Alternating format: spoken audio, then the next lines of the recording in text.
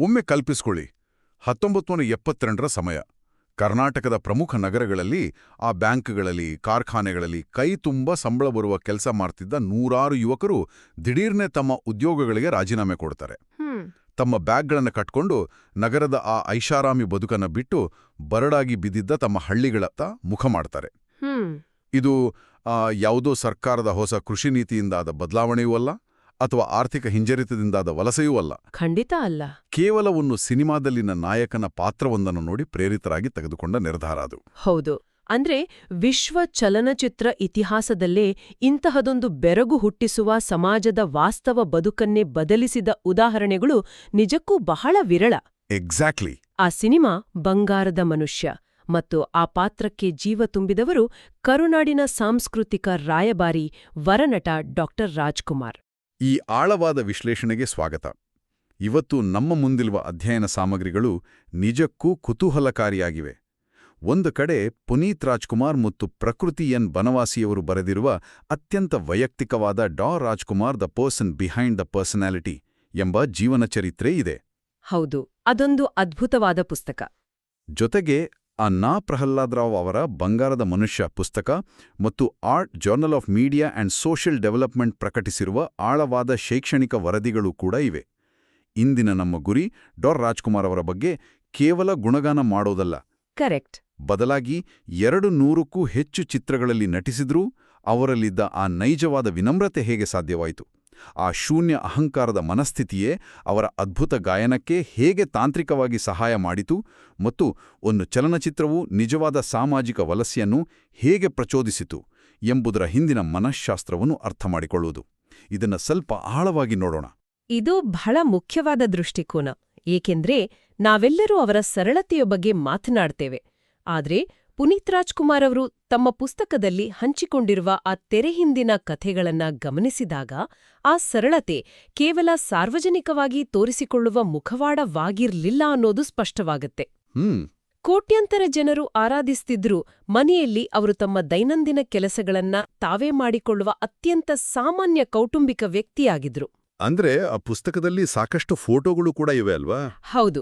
ಈ ಪುಸ್ತಕದಲ್ಲಿರುವ 1750ಕ್ಕೂ ಅಧಿಕ ಅಪರೂಪದ ಛಾಯಾಚಿತ್ರಗಳು ಮತ್ತು ಘಟನೆಗಳು ಈ ವ್ಯಕ್ತಿ ತಾನೊಬ್ಬ ಸೂಪರ್ ಸ್ಟಾರ್ ಎಂಬ ಭ್ರಮೆಯಿಂದ ಎಷ್ಟು ದೂರವಿದ್ರೋ ಎಂಬುದನ್ನ ಸಾಬೀತುಪಡಿಸುತ್ತವೆ. ಆಕ್ಚುಲಿ ನನಗಿಲ್ಲೊಂದು ಉಪಮೆ ಕೊಡಬೇಕು ಅನಿಸ್ತಿದೆ. ಇದು ಸಾವಿರಾರು ಜನರಿಗೆ ನೆರಳು ಕೊಡುವ ಬೃಹತ್ ಆಲದ ಮರವು ಮಣ್ಣಿನಲ್ಲಿ ತನ್ನ ಬೇರುಗಳನ್ನು ಭದ್ರವಾಗಿ ಮತ್ತು ಸರಳವಾಗಿ ಊರಿಕೊಂಡಿರುವಂತೆ. ಆಹಾ, ಎಂಥ ಸುಂದರವಾದ ಹೋಲಿಕೆ! ಆದ್ರೆ ಈಯೊಂದು ಪ್ರಶ್ನೆ ಏಳುತ್ತೆ. ಯಾರೇ ಆಗ್ಲಿ ಅಷ್ಟೊಂದು ದೊಡ್ಡ ಮಟ್ಟದ ಕೀರ್ತಿ, ಹಣ ಮತ್ತು ಯಶಸ್ಸು ಸಿಕ್ಕಾಗ ಒಂದಿಷ್ಟಾದ್ರೂ ಅಹಂಕಾರ ಬರೋದು ಮಾನವ ಸಹಜಗುಣ. ಸೈಕಲಾಜಿಕಲ್ ಆಗಿ ನೋಡಿದ್ರೆ ಇಷ್ಟೊಂದು ಯಶಸ್ಸಿನ ನಡುವೆಯೂ ಆ ಒಂದು ಐಡಿಯಲಿಸ್ಟಿಕ್ ಔಟ್ಲುಕ್ ಅಥವಾ ಆದರ್ಶಪ್ರಾಯವಾದ ದೃಷ್ಟಿಕೋನವನ್ನು ಹಾಗೆಯೇ ಉಳಿಸ್ಕೊಳ್ಳಲು ಒಬ್ಬ ಮನುಷ್ಯನಿಗೆ ಹೇಗೆ ಸಾಧ್ಯ? ಇದರ ಹಿಂದಿನ ಮೆಕ್ಯಾನಿಸಮ್ ಏನು ಅಂತ ನೀವು ಅಂದುಕೊಳ್ತೀರಾ? ಇದಕ್ಕೆ ಉತ್ತರ ಅವರ ಆರಂಭಿಕ ದಿನಗಳಲ್ಲಿ ಮತ್ತು ರಂಗಭೂಮಿಯ ಹಿನ್ನೆಲೆಯಲ್ಲಿ ಅಡಗಿದೆ. ನಿಮಗೆ ಗೊತ್ತಿರ್ಬೋದು, ಅವರು ಕೇವಲ 4ನೇ ತರಗತಿಗೆ ಶಾಲೆಯನ್ನು ಬಿಟ್ಟವರು. ಕೇವಲ 4ನೇ ತರಗತಿಗೆ ಬಿಟ್ಟಿದ್ದ? ಹೌದು. ಅವರ ನೈಜ ವಿಶ್ವವಿದ್ಯಾಲಯವೆಂದರೆ ಅದು ಗುಬ್ಬಿ ವೀರಣ್ಣ ನಾಟಕ ಕಂಪನಿ. ರಂಗಭೂಮಿ ಎಂಬುದು ಕೇವಲ ನಟನೆಯನ್ನು ಕಲಿಸುವ ಜಾಗವಲ್ಲ, ಅದು ಅಹಂಕಾರವನ್ನು ಅಳಿಸಿ ಹಾಕುವ ಒಂದು ಕಠಿಣ ತರಬೇತಿ ಕೇಂದ್ರ. ಅಂದ್ರೆ ಅಲ್ಲಿ ಎಲ್ಲರೂ ಒಂದೇ ಅನುಭಾವನೆ ಇರುತ್ತಲ್ವಾ? ಖಂಡಿತ. ಅಲ್ಲಿ ಎಲ್ಲರೂ ಸಮಾನರು. ಪ್ರತಿಯೊಬ್ಬರೂ ವೇದಿಕೆ ಗುಡಿಸುವುದರಿಂದ ಹಿಡಿದು ಬಣ್ಣ ಹಚ್ಚುವವರೆಗೆ ಎಲ್ಲವನ್ನೂ ಮಾಡಬೇಕು. ತಮ್ಮ ತಂದೆ ಸಿಂಗಾನಲ್ಲೂರು ಪುಟ್ಟಸ್ವಾಮಿಯನವರ ಗರಡಿಯಲ್ಲಿ ಕಲಿತ ಆ ಶಿಸ್ತು ಅವರ ಮನಸ್ಸಿನಲ್ಲಿ ಎಷ್ಟು ಆಳವಾಗಿ ಬೇರೂರಿತು ಅಂದ್ರೆ, ನಟನೆ ಎಂಬುದು ಕೇವಲ ಒಂದು ವೃತ್ತಿ ಮತ್ತು ಕರ್ತವ್ಯವಾಯ್ತೆ ಹೊರತು ಅವರ ಐಡೆಂಟಿಟಿ ಅಥವಾ ಅಸ್ತಿತ್ವ ಆಗಿರ್ಲಿಲ್ಲ. ಅಂದ್ರೆ ಇದು ಒಬ್ಬ ಕ್ರೀಡಾಪಟುಲಿಗಿರುವ ಮಸಲ್ ಮೆಮೊರಿ ಇದ್ದಂತೆ ಅಲ್ವಾ? ಎಕ್ಸಾಕ್ಟ್ಲಿ. ಓಟಗಾರನೊಬ್ಬ ಓಡುವಾಗ ಉಸಿರಾಡಲು ಹೇಗೆ ಪ್ರತ್ಯೇಕವಾಗಿ ಪ್ರಯತ್ನ ಪಡಬೇಕಿಲ್ಲವೋ ಹಾಗೆಯೇ ರಂಗಭೂಮಿಯ ಆ ಕಠಿಣ ಶಿಸ್ತಿನಿಂದಾಗಿ ವಿನಯಶೀಲರಾಗಿರುವುದು ಅವರ ವ್ಯಕ್ತಿತ್ವದ ಮೂಲಭೂತ ಪ್ರವೃತ್ತಿಯಾಗಿ ಬದಲಾಗಿತ್ತು.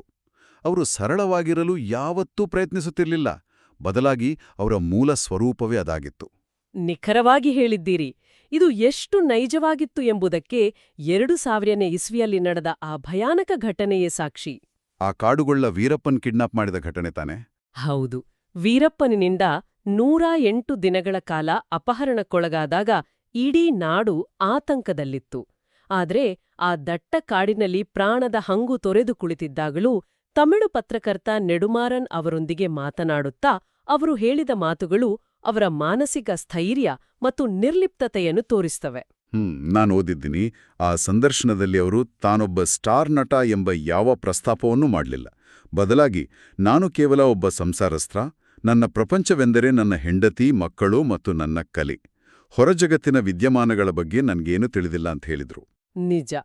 ಪ್ರಾಣಾಪಾಯದ ಸ್ಥಿತಿಯಲ್ಲಿದ್ದಾಗ ಮನುಷ್ಯನ ನಿಜವಾದ ವ್ಯಕ್ತಿತ್ವ ಹೊರಬರುತ್ತೆ. ಎಕ್ಸಾಕ್ಟ್ಲಿ. ಆ ಕ್ಷಣದಲ್ಲೂ ಅವರು ಕ್ಯಾಮರಾ ಮುಂದಿನ ಹೀರೋಗಿಂತ ಸಾಮಾನ್ಯ ಕುಟುಂಬಸ್ಥನಾಗಿಯೇ ಪ್ರತಿಕ್ರಿಯಿಸಿದ್ರು.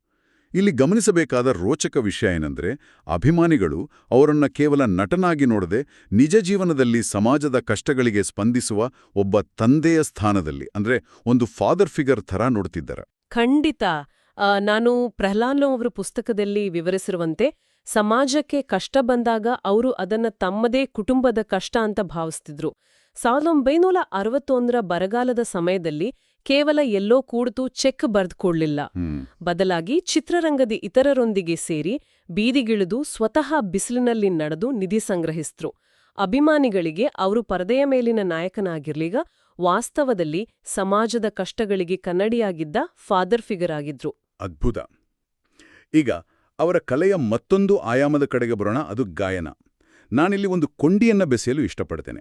ಖಂಡಿತ, ಹೇಳಿ. ಈ ಶೂನ್ಯ ಅಹಂಕಾರ ಅಥವಾ ಸ್ಟಾರ್ಡಮ್ನ ಬ್ಲ್ಯಾಂಕ್ ಕ್ಯಾನ್ವಾಸ್ ವ್ಯಕ್ತಿತ್ವ ಕೇವಲ ಅವರ ಸಾರ್ವಜನಿಕ ಬದುಕಿಗೆ ಸೀಮಿತವಾಗಿರಲಿಲ್ಲ. ನನ್ನ ಪ್ರಕಾರ ಇದು ಅವರ ಅದ್ಭುತ ಗಾಯನದ ಹಿಂದಿನ ಅತಿದೊಡ್ಡ ತಾಂತ್ರಿಕ ರಹಸ್ಯ ಕೂಡ ಹೌದು. ಹೌದಾ? ಅದು ಹೇಗೆ ಅಂತ ವಿವರಿಸ್ತೀರಾ? ಏಕೆಂದ್ರೆ ಕಾಪಾಡಿಕೊಳ್ಳಲು ಯಾವುದೇ ದೊಡ್ಡ ಸ್ಟಾರ್ ಇಮೇಜ್ ಇಲ್ಲದೆ ಇದ್ದುದರಿಂದ ಅವರು ತಮ್ಮ ಧ್ವನಿಯನ್ನು ಆಯಾ ಪಾತ್ರಕ್ಕೆ ತಕ್ಕಂತೆ ಸಂಪೂರ್ಣವಾಗಿ ಮೋಲ್ಡ್ ಮಾಡಿಕೊಳ್ತಿದ್ರು ಅಲ್ವಾ? ಓ, ಇದು ಬಹಳ ಆಳವಾದ ವಿಶ್ಲೇಷಣೆ.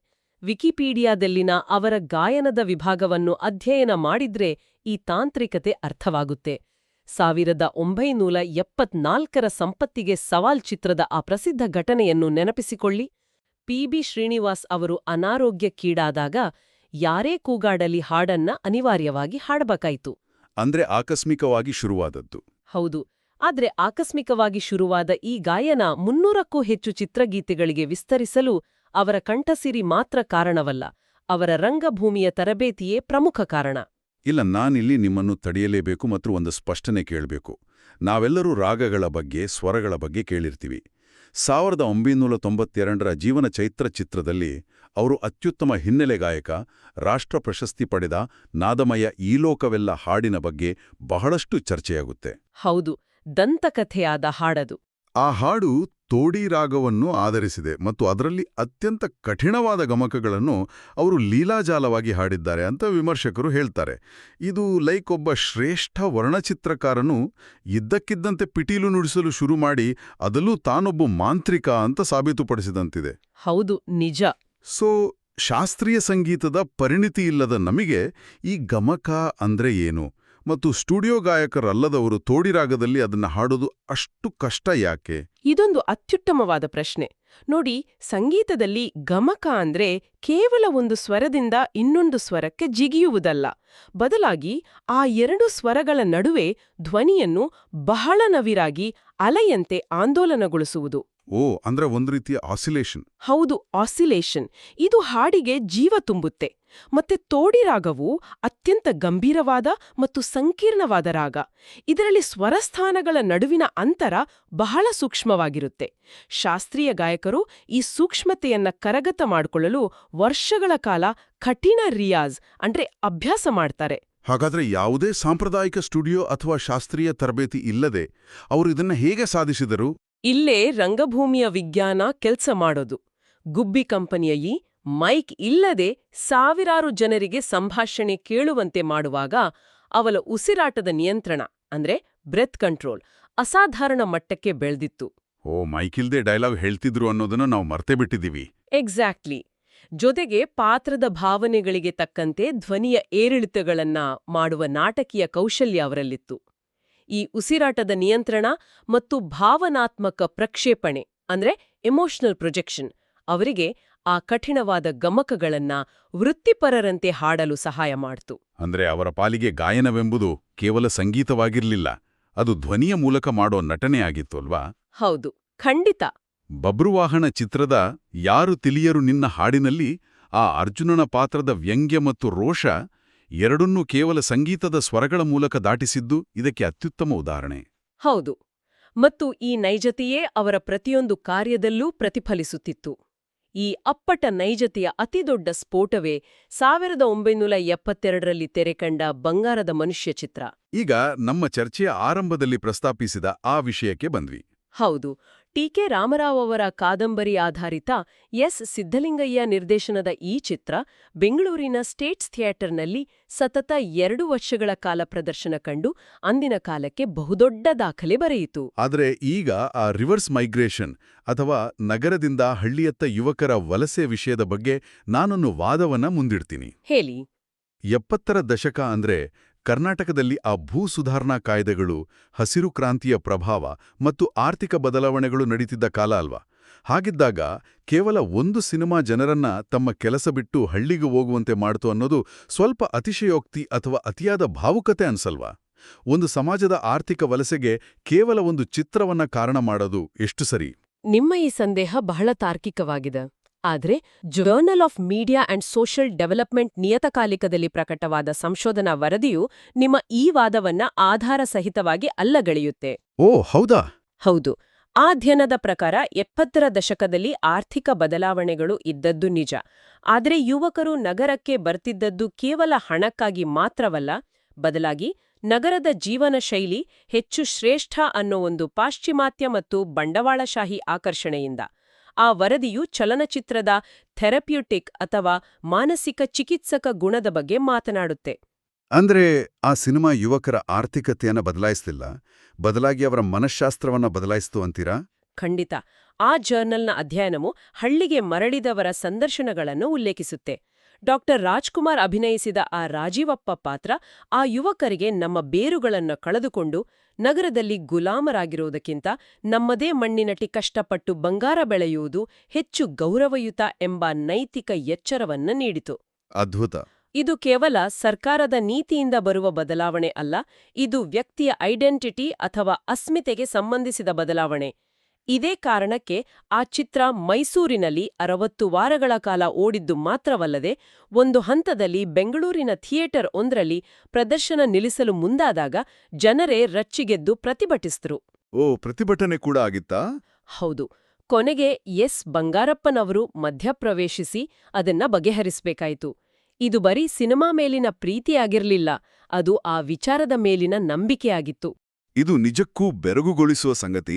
ಯಾಕಂದ್ರೆ ಸಿನಿಮಾಗಳು ಫ್ಯಾಷನ್ ಅಥವಾ ಮಾತಿನ ಶೈಲಿಯನ್ನು ಬದಲಾಯಿಸುವುದನ್ನು ನಾವು ನೋಡಿದ್ದೇವೆ. ಆದರೆ ಅಕ್ಷರಶಃ ಜನರು ತಮ್ಮ ಕೆಲಸ ಬಿಟ್ಟು ಕೃಷಿಯತ್ತ ಮರಳುವಂತೆ ಮಾಡಿದ ಇಂತಹ ಬೃಹತ್ ಜೀವನವನ್ನೇ ಬದಲಾಯಿಸುವ ಶಕ್ತಿ ಬೇರೆ ಯಾವುದಾದ್ರೂ ಸಿನಿಮಾಗೆ ಇದೆಯಾ ಅನ್ನೋದು ಡೌಟ್. ನಿಜ. ಪಕ್ಕದ ತಮಿಳುನಾಡಿನಲ್ಲಿ MGR ಅಥವಾ ಆಂಧ್ರದಲ್ಲಿ NTR ಅವರುಗಳು ಕೂಡ ಜನಪ್ರಿಯತೆ ಉತ್ತುಂಗದಲ್ಲಿದ್ರು. ಆದರೆ ಅವರು ತಮ್ಮ ಸಿನಿಮಾದ ಇಮೇಜನ್ನು ನೇರವಾಗಿ ರಾಜಕೀಯ ಮತ್ತು ಸೈದ್ಧಾಂತಿಕ ಲಾಭಕ್ಕಾಗಿ ಬಳಸ್ಕೊಂಡ್ರು.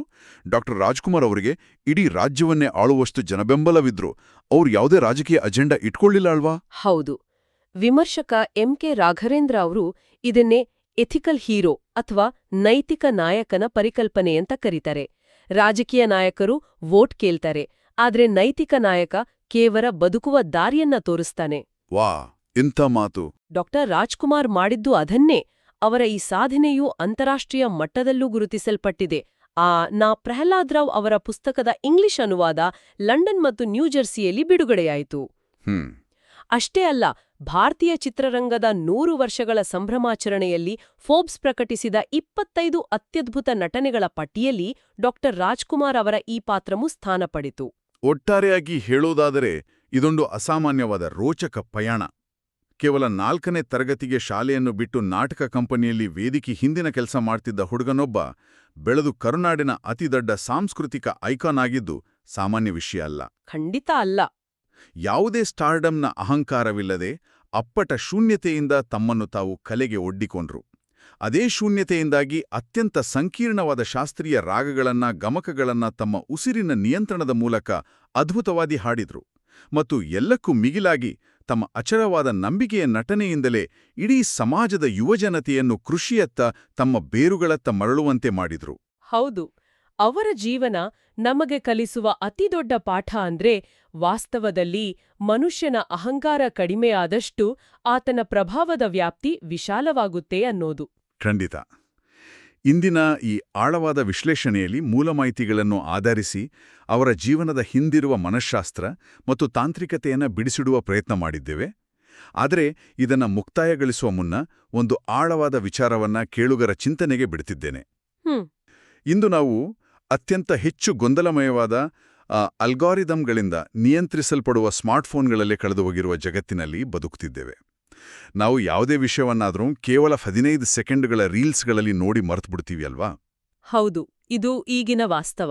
ಇಂತಹ ಸನ್ನಿವೇಶದಲ್ಲಿ 70ರ ದಶಕದಲ್ಲಿ ಕೇವಲ ಒಂದು ಸಿನಿಮಾದ ಪಾತ್ರ ಇಡೀ ತಲೆಮಾರನ್ನೇ ಹಳ್ಳಿಯತ್ತ ನಡೆಯುವಂತೆ ಮಾಡಿದ ಹಾಗೆ ಇಂದಿನ ಈ ಡಿಜಿಟಲ್ ಯುಗದಲ್ಲಿ ಸಮಾಜದಲ್ಲಿ ಅಷ್ಟೊಂದು ಬೃಹತ್ಮಟ್ಟವ ಸಕಾರಾತ್ಮಕ ಬದಲಾವಣೆಯನ್ನು ತರಲು ಯಾವುದಾದರೂ ಒಂದು ಕಥೆಗೆ ಅಥವಾ ಮಾಧ್ಯಮಕ್ಕೆ ಸಾಧ್ಯವಿದೆಯಾ? ಅಥವಾ ಆಳವಾದ ಸಾಂಸ್ಕೃತಿಕ ಒಗ್ಗಟ್ಟನ್ನು ಮೂಡಿಸುವ ಆ ಸುವರ್ಣ ಯುಗ ನಮ್ಮಿಂದ ಶಾಶ್ವತವಾಗಿ ಮರೆಯಾಗಿದೆಯಾ? ಇದರ ಬಗ್ಗೆ ಸ್ವಲ್ಪ ಯೋಚಿಸಿ, ಆಲೋಚನೆಗೆ ಹಚ್ಚುವ ಇಂತಹ ಮತ್ತಷ್ಟು ವಿಷಯಗಳೊಂದಿಗೆ ಮತ್ತೆ ಭೇಟಿಯಾಗೋಣ. ಧನ್ಯವಾದಗಳು.